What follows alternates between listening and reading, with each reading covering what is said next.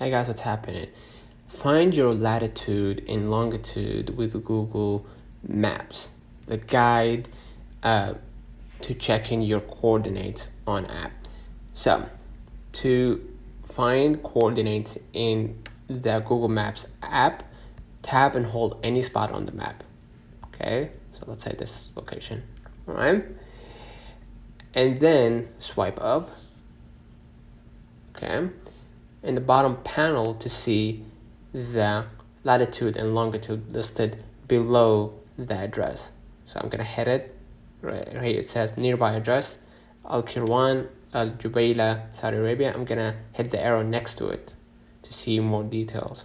Right? And you're gonna see, of course, the latitude and the longitude, okay, listed below the address.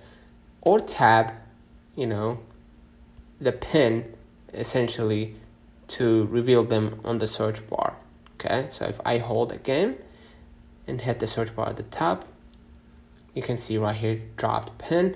You're gonna see, of course, the latitude and the longitude. So don't forget to like and subscribe. See you in the next one.